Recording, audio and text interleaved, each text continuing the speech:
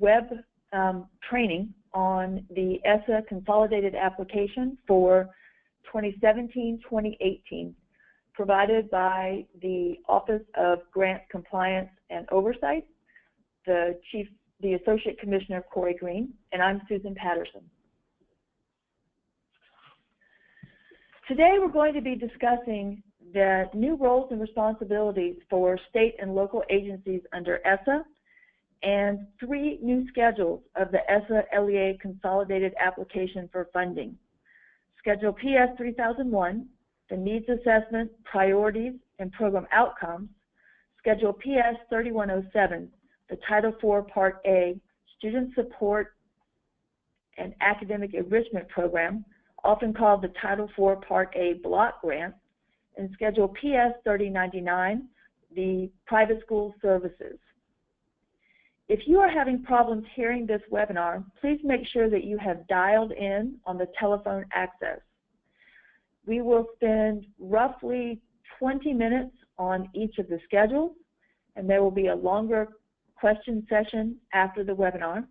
Please type your questions into the chat box, and we will answer them in the order in which they come at the end of the webinar.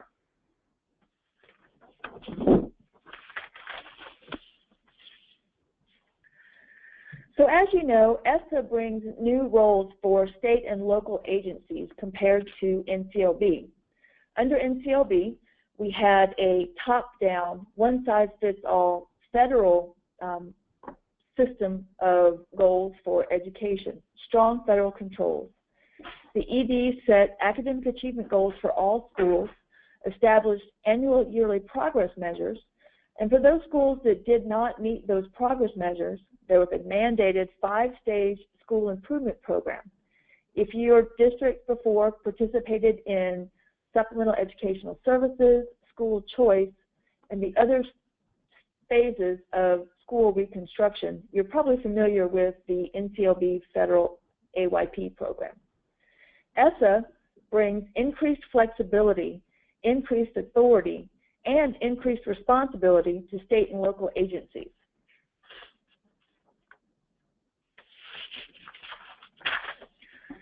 This chart essentially summarizes those changes in ESSA, which we saw parallel changes in EDGAR previously.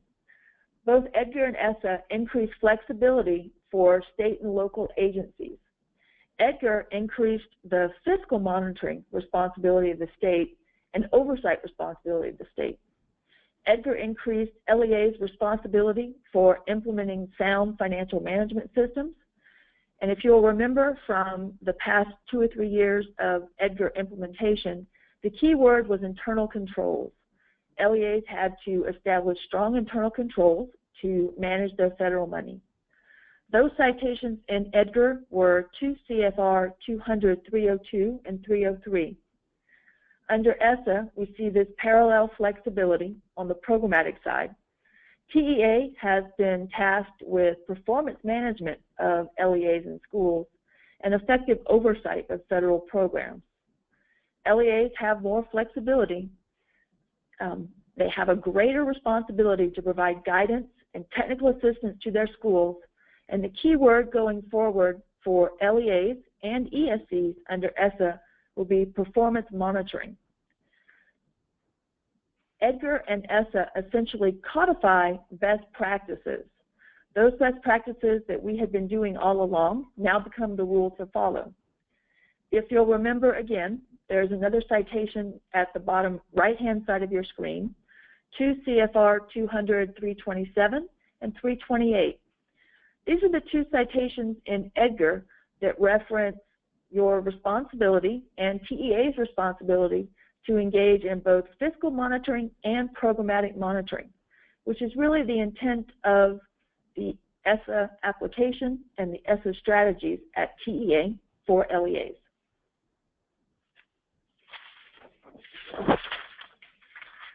This slide again, especially on the local education agency side, highlights the importance of providing increased guidance and technical assistance for improvement planning to schools.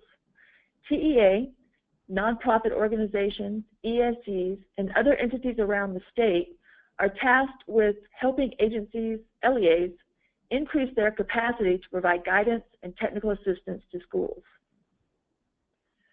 In addition, you will also see the bullet for coordinated use of funds for LEAs. This is not a new requirement under ESSA, but ESSA renews emphasis on coordinated, integrated use of federal funds and programs for LEAs.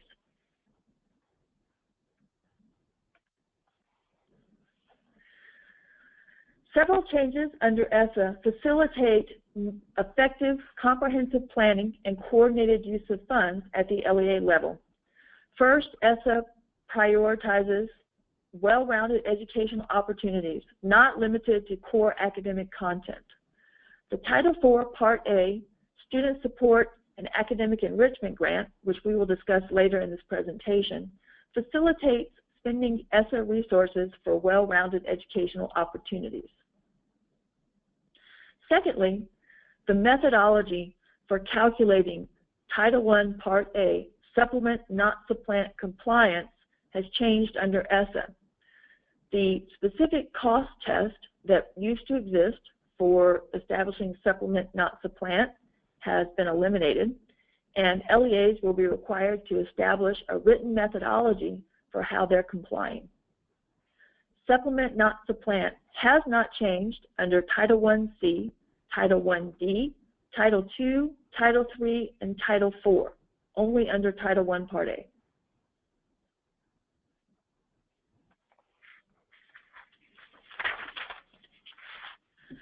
Another flexibility that LEAs have under ESSA is in the area of ranking and serving. LEAs may prioritize high schools in which 50% or more of your students are low income, meaning that in your ranking and serving format, as you're ranking schools, if you have high schools that are below 75% but above 50%, you can pick those high schools up, move them to that line of serve them as if they were 75% or above, and pass over elementary schools and middle schools that serve higher percentages of low-income students. This is an option, and it gives more flexibility for funding at the high school level, not a requirement.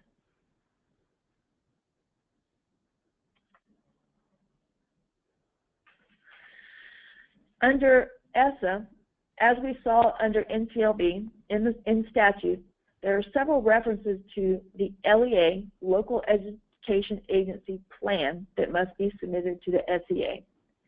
Your LEA plan is your E-Grant application. The E-Grant application for ESSA provides you significant embedded guidance to facilitate compliance with all of the requirements of ESSA. It incorporates a model for best practices and improvement planning. It helps LEAs align their strategies and their needs to the state plan. It facilitates coordinated use of funds. It focuses on student outcome-driven goals and provides you the infrastructure for performance monitoring of student outcomes.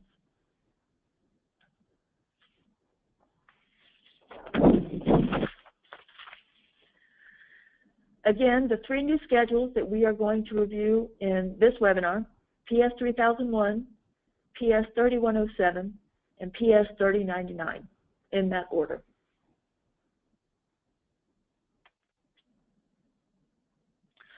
So, Schedule PS 3001 is the Needs Assessment, Priorities, and Programs Outcome Schedule. It is designed with significant embedded guidance around best practices and improvement planning. The model behind PS 3001 is discussed on a review in the next two slides. LEAs collect and analyze student outcome data. They draft problem statements and identify root causes. They complete comprehensive needs assessments.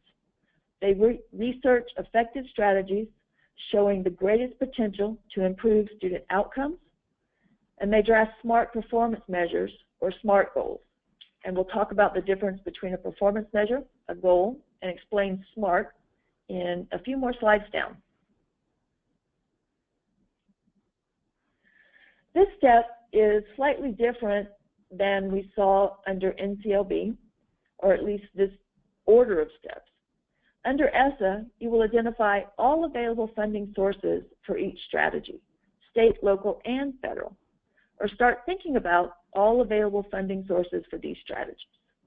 That means thinking about your Title I funding, but also thinking about what you're doing with your state comp ed money, thinking about your state bilingual, and seeing how that is aligned to your Title III money. We know that school planning teams had documented their improvement planning work in CIPs, continuous improvement plans, and they continue to do so under ESSA. LEAs are responsible for compiling, aligning, summarizing the work of all of your planning teams and inserting this information in Schedule PS 3001. LEAs and schools are required to regularly monitor your progress throughout the year. And at the end of the year, you're required to evaluate the strategies that you selected to determine if they improve student outcomes. If they did not improve student outcomes, you have to reassess your strategies and select different strategies.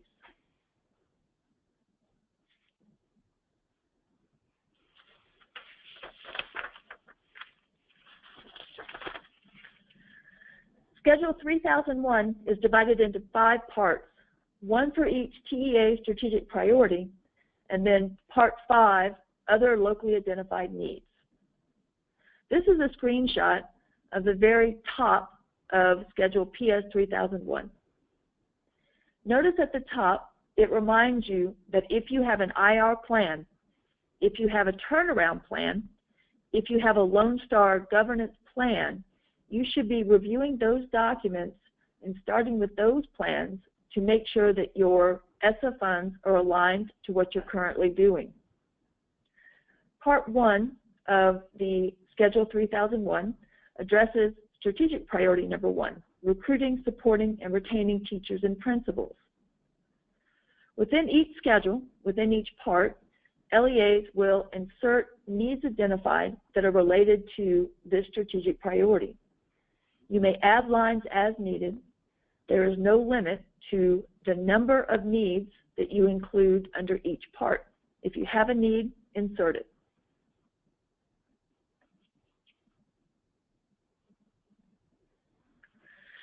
Most of us have seen in a presentation by our commissioner or at an ESC presentation or at an LEA presentation, site visit, the 4 strategic priorities for TEA. This slide is to remind you of those priorities. The first one, recruiting, supporting, and retaining teachers and principals. The second, building a foundation in reading and math, particularly for early education and elementary education. The third, connecting high school to career and college. And fourth, improving low-performing schools. These 4 strategic priorities are the first 4 topics, 4 parts or sections of Schedule 3001.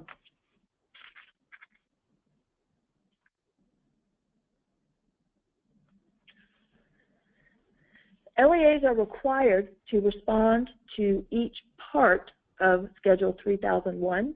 You are not required to have a need in each part of Schedule 3001. You can insert or you can hit the radio dial at the left side of the page that indicates you have no needs identified for this section. If you have no need identified in parts 1 through 4, you must go to Part 5 and complete it. Part 5 is the locally identified needs of the LEA.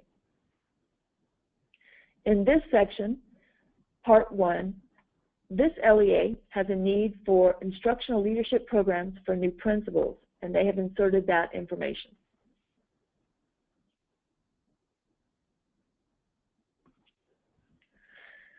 This is an example of organizing your needs found in the need assessment by the Commissioner's strategic priorities. If you have a needs assessment process already, and it is rigorous and meeting all of the expectations for state, local, federal requirements for a needs assessment. Continue to conduct your needs assessment in that way, and at the end, just reorganize the needs that you found according to the 4 strategic priorities and the 5th, other local identified needs. Then insert that information into Schedule PS 3001.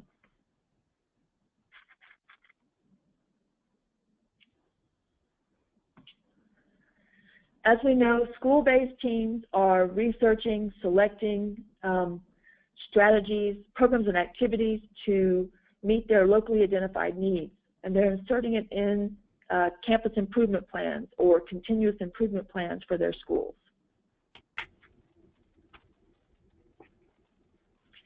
LEAs have been, and they continue to, provide schools guidance and technical assistance regarding best practices, regarding most effective use of funds to improve student outcomes, and will continue to do that work. LEAs are compiling or summarizing, aligning information on the programs and activities that campuses are implementing, and inserting that information into Schedule PS 3001. On this example, the LEA has a need for instructional leadership academies or instructional leadership for principals. They have selected instructional leadership academies as the program and activity that they're going to implement. As they move across the table towards the right, you will need to indicate whether this is a new or continuing initiative. A new initiative is brand spanking new. If you funded it under NCLB last year, it is not a new initiative. Moving to the right again, you must insert an anticipated budgeted amount for this activity or program that you will provide with ESSA funds. eGrants will auto-calculate the total amount of funding that you have inserted into each section or each priority area.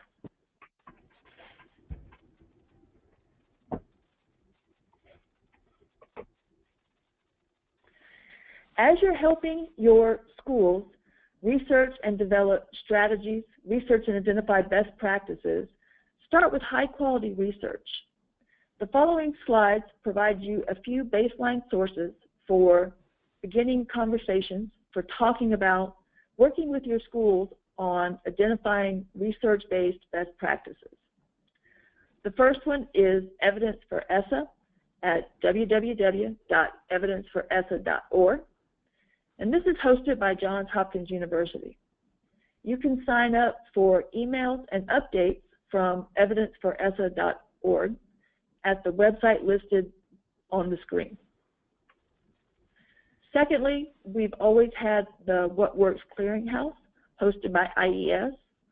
The Clearinghouse page has been reformatted to be a bit more user-friendly and facilitate finding information on best practices from that website.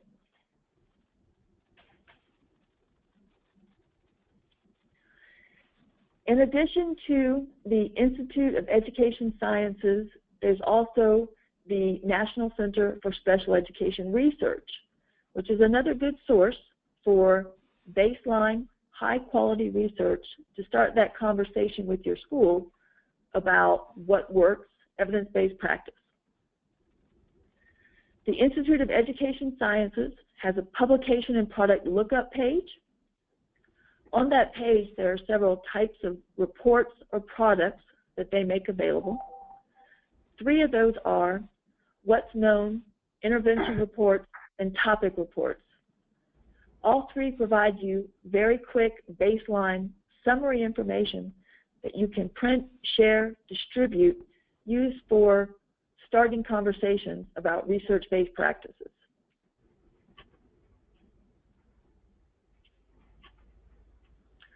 Finally, the Department of Education website has several locations or several newsletters that you can sign up to receive updates on ESSA, on early learning, K through 12, and other information on a regular basis.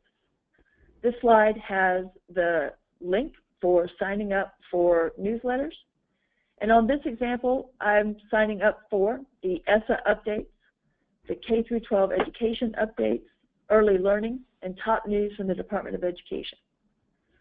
Given that we are in a transition period, that our amount of funding, that the final version of what ESSA and what allocations will look like in the upcoming year, it's a good idea to sign up for updates so that you can see information as it's released from the Department of Ed.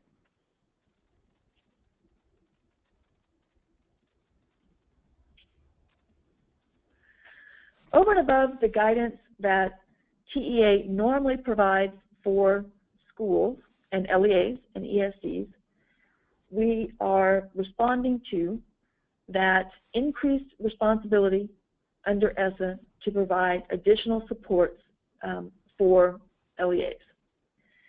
You've always had the program guidelines and the application instructions, and they've been available from the TEA Grants Opportunity page. They will continue to be there.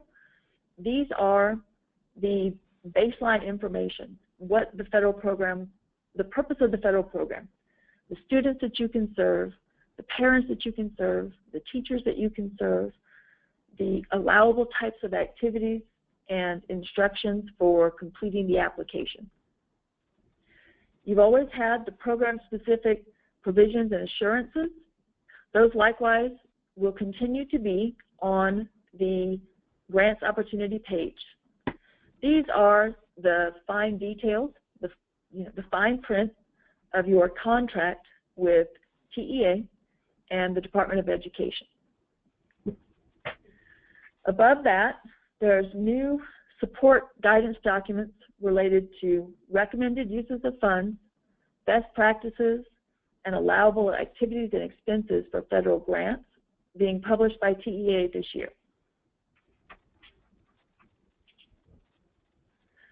The first one of these guidance documents are the strategic priority guides. There's one strategic priority guide for each of the priorities. They summarize allowable activities by federal programs to help you see all of the federal programs for which you can pay for a specific practice out of. They provide you recommended uses of funds, recommendations for uses that have significant gains, have shown significant gains in improving student outcomes. And also they provide you summarized information on best practices at the LEA level and at the campus level.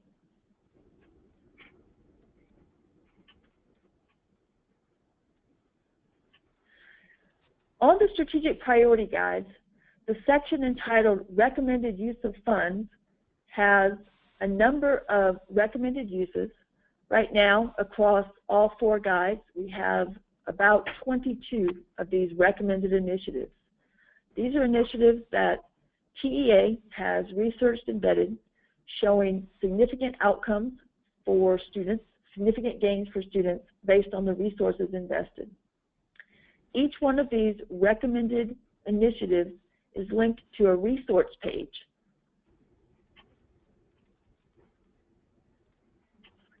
Sorry. Those resource pages provide you information about which federal programs you can pay for these activities out of. They provide you a program summary, project description, draft information about student outcome goals and performance measures, links to other documents that will help with implementation, links to other documents about research, and also it provides you the name and contact information of the staff person at TEA who can provide you more information should you have questions.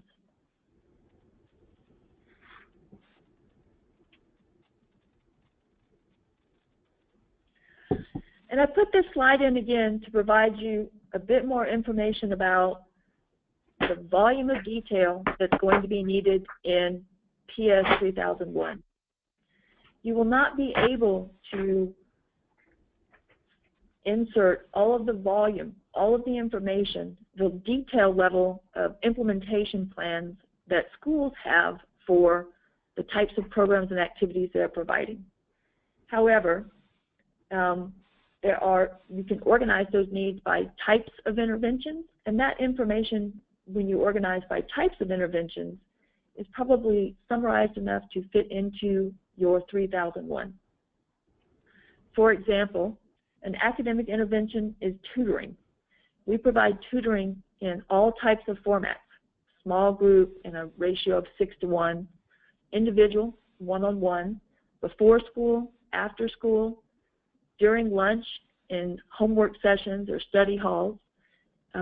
We provide push-in tutoring, pull-out tutoring. We provide high-dosage tutoring. We provide STAR camps.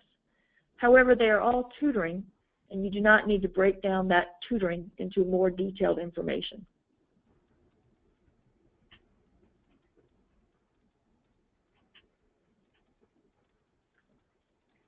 Once you have organized, summarized, and inserted your strategies into Schedule PS 3001, the schedule pushes the LEA, pushes you to go back and divide, identify the amount of money that you're paying for support, the amount of money you're using to support each one of the strategic priorities by federal grant program. In this example, I'm providing instructional leadership academies for principals out of Title II Part A, and it is costing $74,255. In year one, we encourage LEAs to think big picture about the types of services, training, resources, and supports that you're using for each priority. For example, if you're using Title I funds at the beginning of the school year to train all principals and assistant principals on recent best practices in integrating literacy across the curriculum, and you're paying for it out of Title I, you could put that information in Part 1, recruiting, supporting, and retaining teachers, and insert that money under Title I Part A as supporting that priority.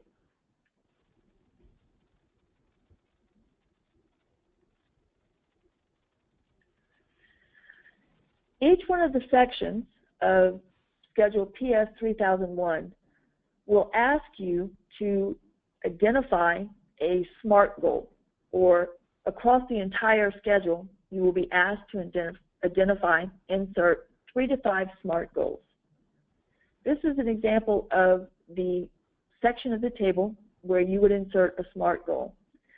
If there's one piece to circle, asterisk, pay attention to this year, this is the part of the schedule that you want to focus on.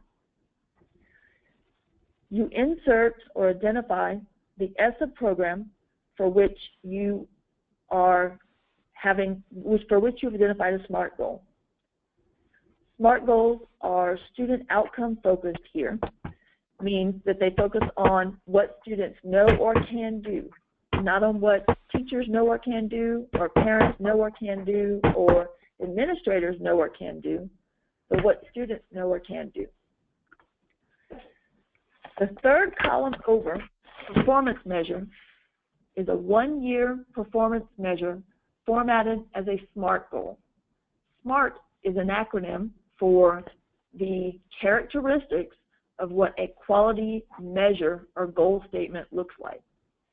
The formula for that is the percentage of what students know or can do will increase from X% to Y% by Z. And in this column, Z is a period of 1 year.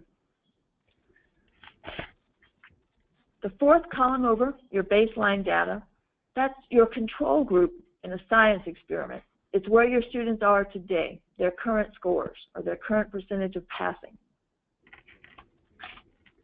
The fourth column over, this goal, is really your long-term 3 to 5 year goal. The formula remains essentially the same. The percentage of what students know or can do will increase from X% to Y% by Z, and Z here is a period of 3 to 5 years. My example on the screen identifies several data sets or data sources in the last column that are going to be used. This several data sets is really taking into consideration the data that I'm going to be looking at for my long-term goal.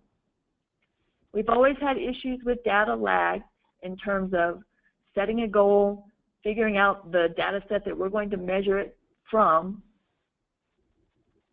and we will continue to have those for a while.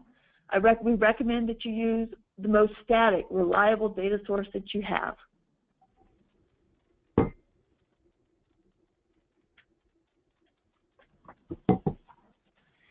If you are going to be funding or supporting this performance measure from more than one federal program, you will be able to insert more than one federal program by hitting the return key on your keyboard and entering the grant name. If you want to add an additional SMART goal to your schedule, you will do that by hitting the Add Line button. Be aware of the fact that the performance measure field, that one-year SMART goal, is the measure the TEA will be monitoring to see how effectively you are using your ESSA money to improve student outcomes. When we say insert 3 to 5 SMART goals, the intent is that you will have 3 to 5 goals across the entire schedule. This range of 3 to 5 goals is really based on best practices, research in organization management and performance management. What we know is organizations that establish 3 goals for the year will likely accomplish 2. Organizations that set 5 may accomplish only 1. Organizations with more than 5 will likely not accomplish any of these goals, and it is because they have scattered their resources so thinly that they can't accomplish any of the goals. Think of this more as moving away from a shotgun blast approach to using your resources to a more targeted intervention on those top 3 to 5 things that will really improve student outcomes for your campus. Notice that the sweet spot is actually 3 goals, and if you stay right at the sweet spot of 3 goals, you may not have a goal for each of the strategic priorities, and that's okay. I will also say there is not a one-to-one correlation between needs and programs and SMART goals. Sometimes you can have several needs that one program or activity will address, for which you have one SMART goal that measures it.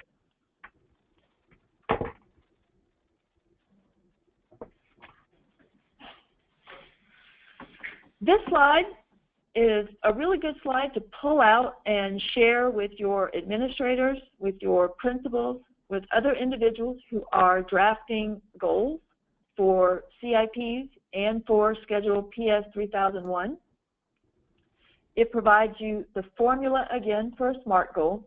The percentage of what students know or can do will increase from X% to Y% by Z, or the number of what students know or can do will increase from X number to Y number by Z. It provides you the explanation of what SMART means. SMART goals are specific, measurable, attainable, results-focused, and time-bound. And it also shows you where you can go on TEA's website to access 2 or 3 more pages of SMART goals examples in the Lone Star Governance Participant Manual.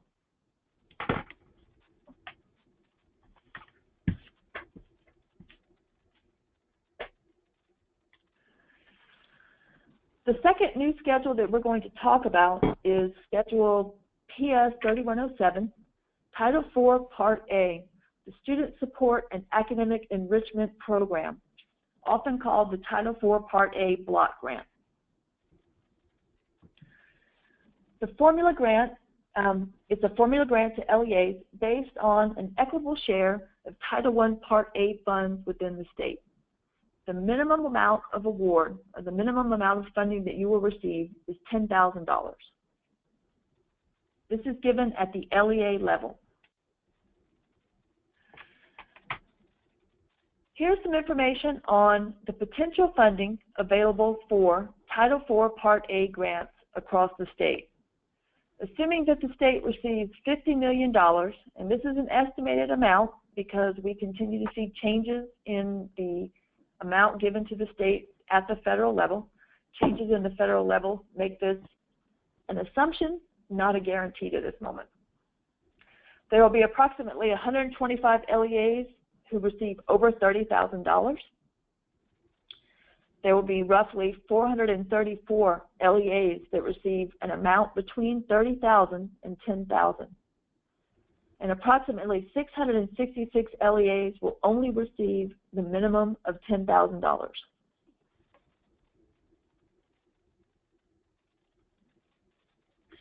If your LEA is receiving more than $30,000, you will be required to conduct a comprehensive needs assessment, which you probably have already done because it is a requirement under Title I Part A and other ESSA grants.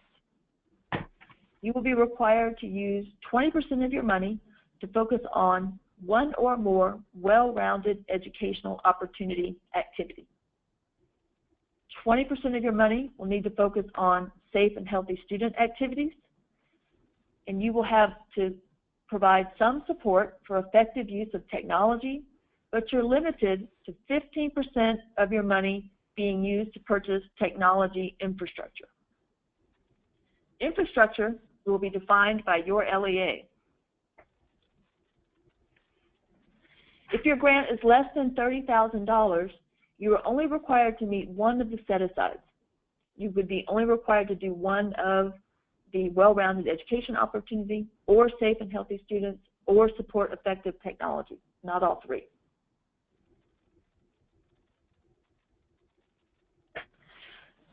We're going to do a quick walkthrough of the schedule for PS 3107 to give you an idea of what it looks like. The full application for ESSA is going to be released after April 21st. So, Part 1 is your planned use of funds. This section automatically pre-populates with the amount of money that you will be spending across administration, well-rounded educational opportunities, activities to support safe and healthy students, effective technology, and technology infrastructure.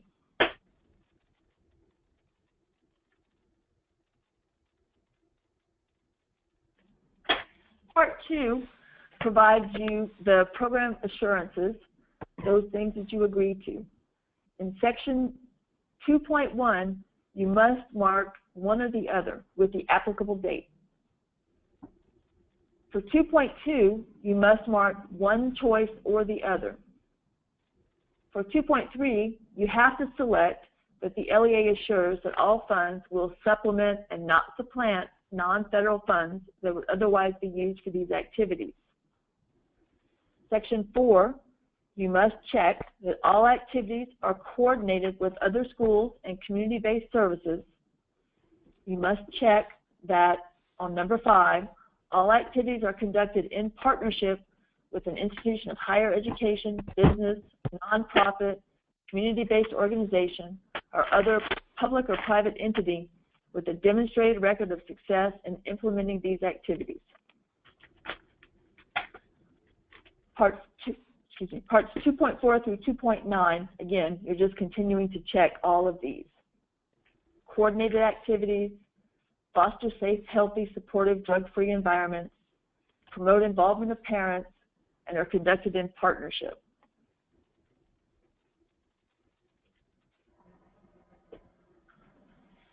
Part 3 provides you the allowable uses of funding for well-rounded educational opportunities as listed in statute. You will notice that sections 1 through 4, numbers 1 through 4, are the TEA strategic priorities. You will see this idea of aligning all of your money to TEA strategic priorities wash across or be included in much of the guidance and information that TEA is going to be releasing for ESSA and other grants in the future. These allowable use of activities here, to remind you, are those that are identified in statute.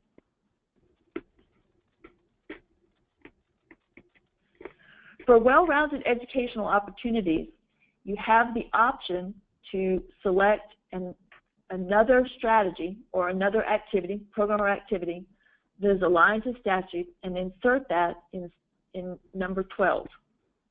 You can add lines here as needed.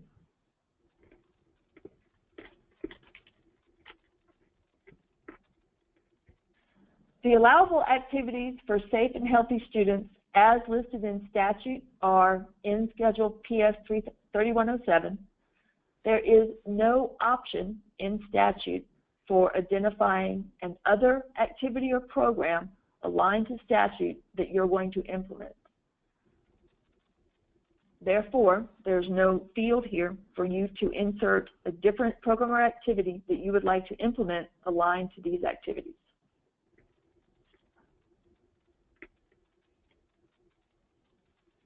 Under the allowable effective uses of technology, in statute, you do have the option to identify an other activity or program aligned to this statute, and you can add lines if needed. That add line button is right below this screenshot, and it looks just like the other add line buttons throughout the application.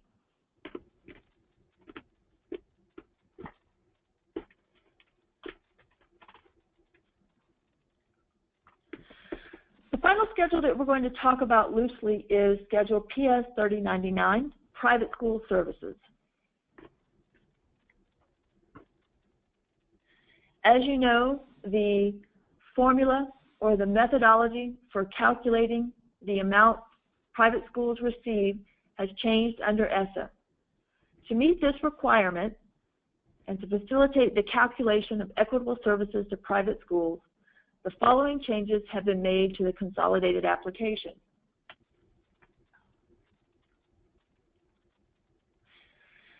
The application now has the formula for calculating the amount for private schools embedded in the eGrants application.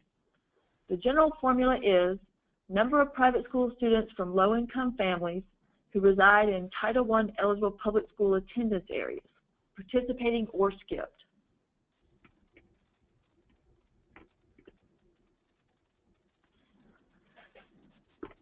The old rule for equitable services had LEAs, told LEAs that private schools must also get an equitable share of the money set aside for district-wide instruction, parental involvement, and professional development. Under the new rule, the amount allocated to private schools is calculated before any allowable expenditures and transfers are made by the LEA. District-wide instruction, parent involvement, professional development are all included in this first calculation, this first set-aside.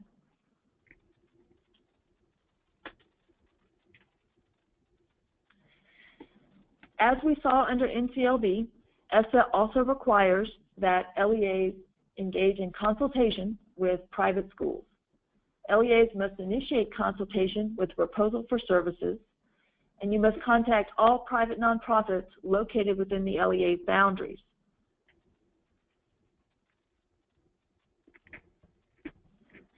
Consultations must be timely, they must be meaningful, and they must discuss the size and scope of the equitable services that the LEA will provide.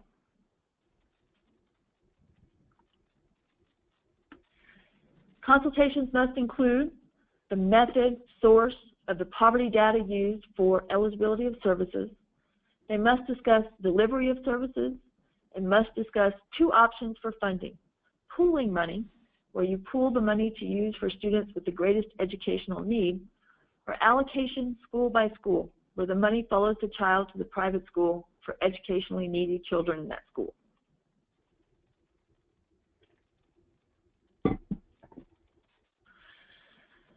More on consultations. The final decisions are made by the LEA after the consultation. If the LEA disagrees with private school officials regarding provision of equitable services through a contracted third-party provider, the LEA will provide written notice and analysis and reasons to the private school officials as to why they disagree with this decision.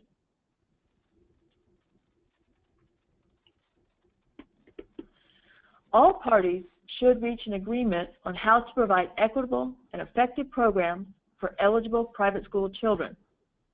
LEAs must provide timely and meaningful consultation with appropriate private school officials, and there will be a new position at the state level ombudsman, who will resolve issues that arise between LEAs and private nonprofits during the consultation. LEAs must obtain written affirmation that timely and meaningful consultation occurred. And this is a new requirement.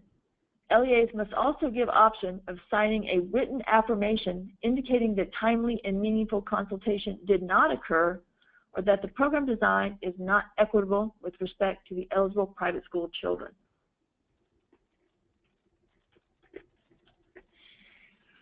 If you have a consultation, or if you've already conducted your consultation and have consultation agreements, you may need to revisit that work just to make sure that it is following these new requirements for consultations under ESSA.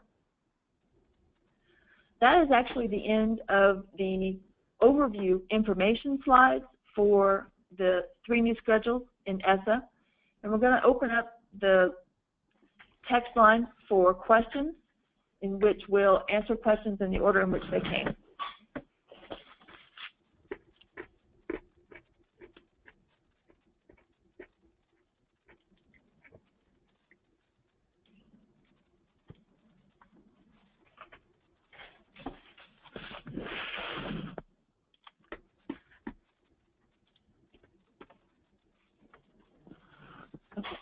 So we'll just start at the top with the time we have left. I'll read the question and answer it. The first question is, can you please elaborate on the greater flexibilities within the Title I Part A supplement not supplant provisions? So historically, under Title I Part A, there was a 3-tier test that you had to meet in order to show that you were not supplanting. Those included things like, did you fund this cost out of your local budget last year? It included, are you paying for this service out of Title I and paying for this service out of state or local funds at the same time? As in, are you paying for this service for Title I campuses, Title I schools out of Title I, and at the same time paying for it out of your state and local funds? And then finally,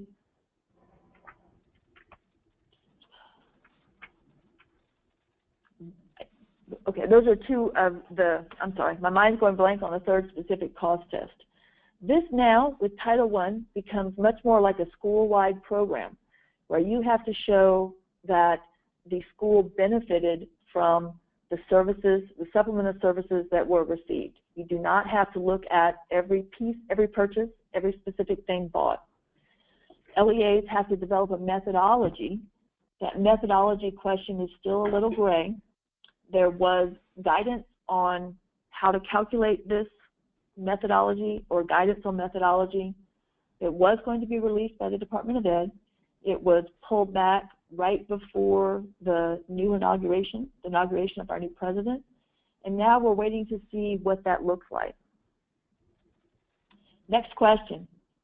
PS 3001, can you clarify, is it a new initiative activity for 2017 school year?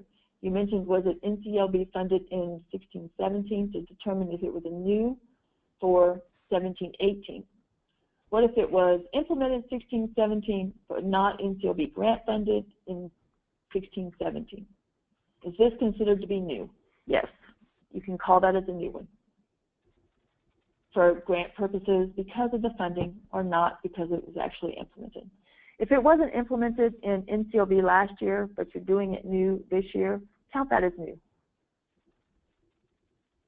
Where is this document again? The document is in the full application of the ESSA LEA application for funding. The full application is going to be released after April 21st, and drafts should be available soon. There is a transition to ESSA website that is off the administering a grant page on the TEA site, and that is up and running now, and we are going to start uploading examples of these documents onto that page. Next question, for Title IV, can you clarify if these funds can be used district-wide to all campuses, title and non-title, or must they be used directly for title? District-wide, they do not have to be used specifically on your Title I campuses. Title IV, are the PMP schools to be held to the same percentage minimums across the 3 areas? That I will have to get an answer for you and communicate back rather than give you incorrect information. So that one, that's Catherine. I'll have to get you an answer back on that one, okay? And I will. We will collect all these questions, answer them, and get them sent out to all participants on the webinar. Next question, how do we have an idea regarding our estimated Title IV amount so we'll know how we need to plan our Title IV priorities? It's going to be roughly, at this moment, roughly 5% of your Title I allocation. This can change. Remember that we're in this very large gray zone with the federal funding. We're in this gray zone of what money is actually going to come to the state. As of this moment, you're looking at about 5% of your Title I allocation as a planning amount. Next question, on slide 43, where does TEA get the number of private students in low-income families? This is from Wes Cunningham. Wes, this is another question that I will have to refer to Grants Administration to get the answer for you. Again, all of the questions from today are going to be answered in written out format and distributed, so that's one that we will have to distribute forward. Next question.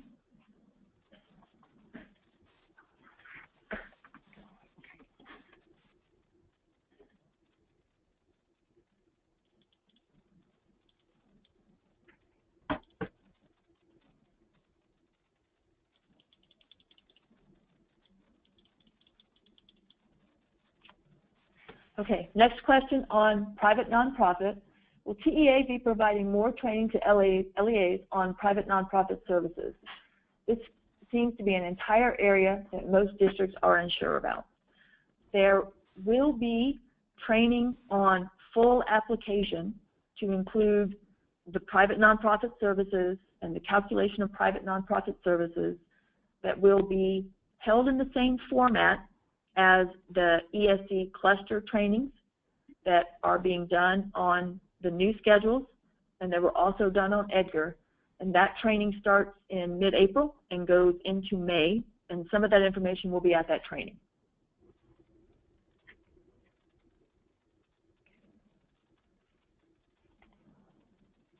Next question, what is the timeline for submitting the application? This will impact what data we have to use for measurable outcomes. This is from Sonia. Yes, it will. The application timeline has not changed at all because we stay on the same schedule as we have in previous years, specifically because we have LEAs that have 12-month employees and need to have the funding for those employees. There is a lag in the data. You use the best, most recent data set you have, and we will continue to negotiate that.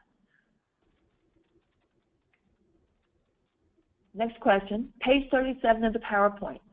Do all priorities have to be checked and implemented? Part 3 identified in statute. Let me see what page 37 is real quick.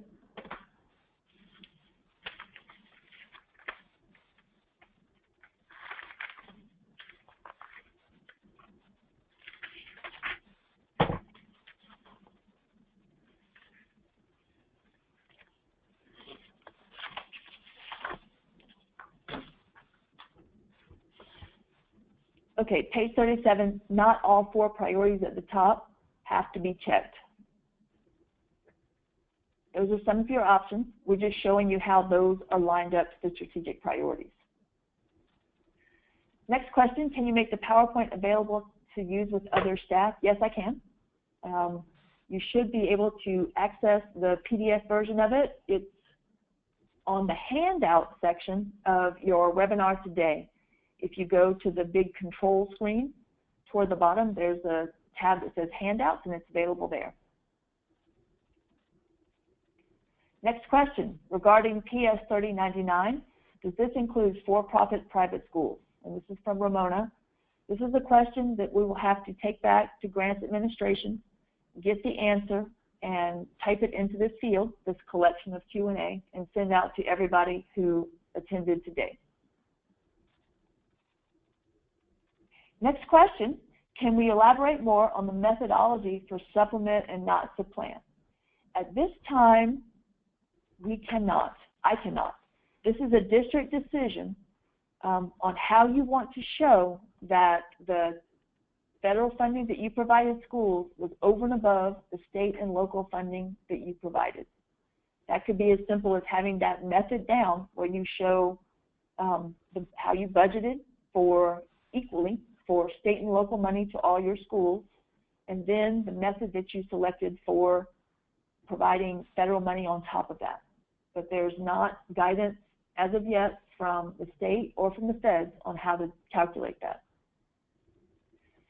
Next question, can we access the webinar again to view the recording? Yes, this webinar will be uploaded to the Transition to ESSA page, which is off of the administering a grant page on TEA's website. The webinar from the 23rd is already there.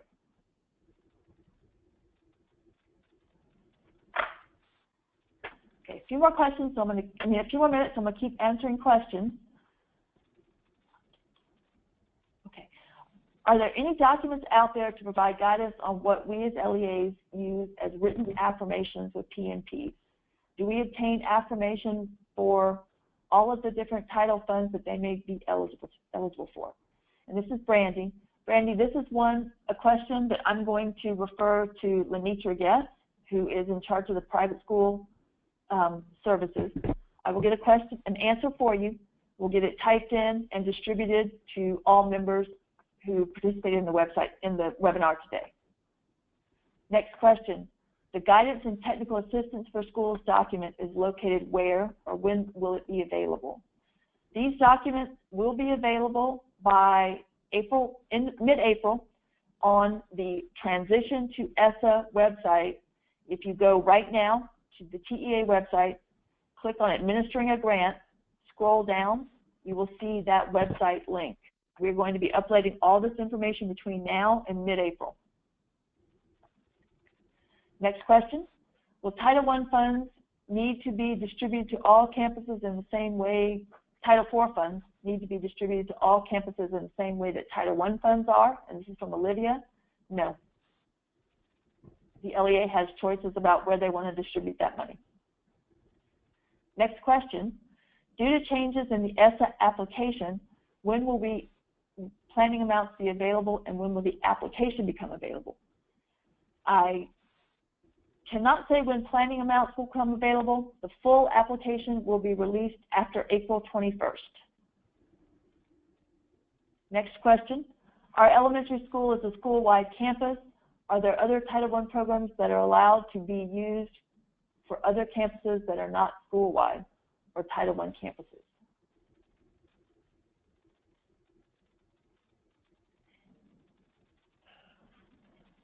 And Dana, I'm confused about your question a little bit. For example, this is one you could probably email me about or call me about. I'll put my contact information up at the very end. My question here is, are you talking about Title III or for L's? Or are you talking about Title IIA for professional development that are not connected to Title I? Or maybe you're talking about the Title IV Part A block grant, because they're not all specific to Title I schools, school-wide or not. So I'll give you we'll have my contact information up in a second, and we'll work through that one. Title IV Part A is the $10,000 automatic if you fill out the consolidated grant form. Currently, our district only gets Title II Part A. So what part of these funds would be applicable, forms would be applicable? will we still decline Title I Part A? You still will decline Title I Part A. If you don't have a Title I allocation, you won't have a Title IV Part A grant allocation. Title IV Part A is based on some amount of your Title I Part A allocation. Next question, do selected programs need to be the same for bilingual programs on school sites, or can they be different? This is from Lila. Programs that you select for bilingual education are an LEA decision. So that's another one that's going to require a little more talking through, and I'd ask you to email me when this is over. Okay, next question. How do private schools fit in with Title IV? This, again, will be another question that I'll have to take back to Grants Administration, talk about the private school allocation. There's a lot of questions about Title IV and private schools and charter schools from the previous webinar and from this one. So there will be a Q&A released with all of those questions and answers.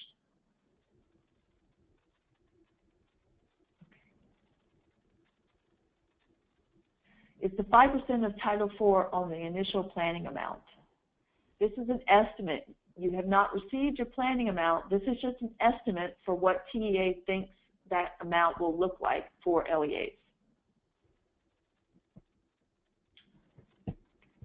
Where can we get the PowerPoints for the ESSA webinars, and can we view past webinars? If you haven't found the handouts yet, you go to the control panel. At the very bottom, right above chat, there is the PDF handout of this presentation. All presentations will be available on the Transition to ESSA webpage.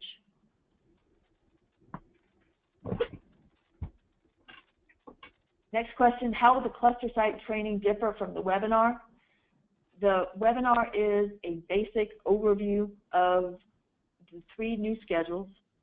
If you are not completing the consolidated application, if you are not the compliance officer or the federal program officer completing the application, but if you are an administrator, general administrator, you should probably attend the webinar. If you are anyone responsible for needs assessments, for completing the application, for helping schools complete CIPs, the full day, one-day training is probably better for you.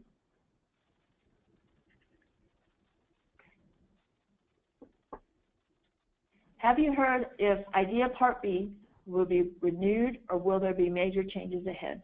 And this is from Lydia. I'm not sure what the changes will be, Lydia, but that information will be coming out pretty quickly. Based on priorities, we will have 3 to 5 SMART goals for each area, math and reading. Based on the priorities, you'll have 3 to 5 SMART goals across the entire schedule, not specifically to one area. If you have 3 or 5 SMART goals in math or reading based on your activities, that's okay. Okay, I can't put the slides from here. Will the slides be available at a TEA website? We will make those available on the Transition to ESSA page.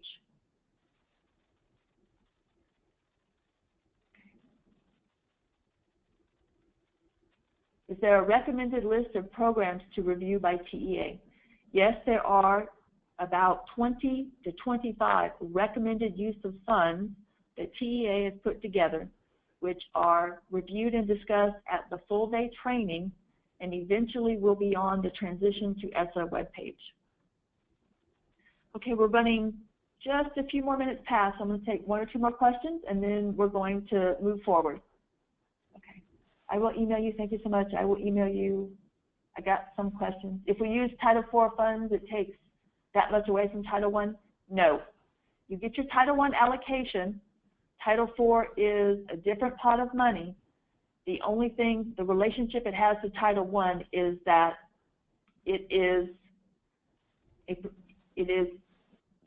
your Title I allocation amount is part of the formula for how you're getting your Title IV money. It's not a deduction from your Title I money at all.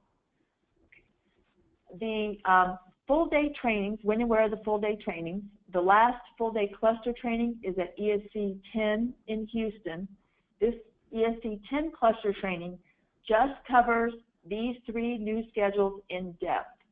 The full application training will be distributed in the same process as ESC cluster site trainings.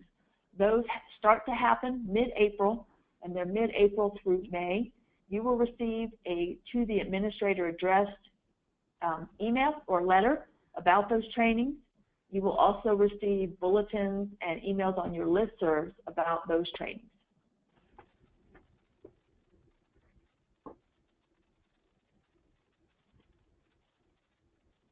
Okay, last question I think, are the site cluster trainings at ESC sites, will the training take the same order? PS 3001 first, we want our campus admin to attend, but they won't need to be present during the other 2 sessions.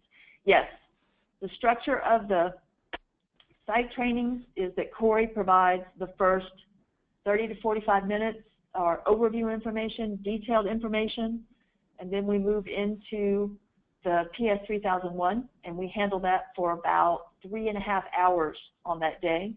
And then after lunch, the PS 3107, and then finally the PS 3099, because we do PS 399 last, as some schools will not have private nonprofits and will not need to sit through that presentation.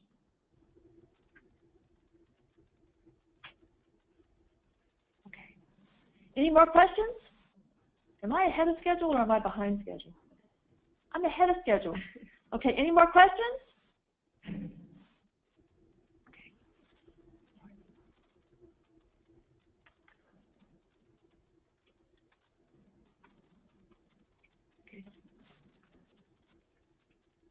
So you should be able to see my contact information now on the screen, both mine and Anita Villarreal. You know Anita from Title I Part A. She's been out with the ESCs. She's been out in the community working with you with the LEAs for many years. She is the program supervisor, and her email and contact information is now listed on the screen. And then my information is below that. Susan Patterson, Director 1, and it has my email address and phone number, and I'm with the Grant Compliance and Oversight Department.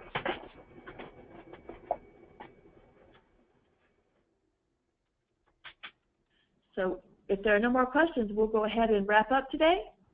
I'll give you a few more seconds. Are we still looking at a July 1 date? Yes. That was another question.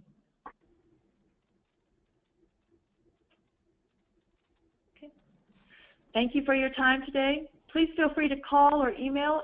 We've had fewer questions today, or maybe I went faster, but if any questions that you have, please feel free to contact us and we'll work it through with you.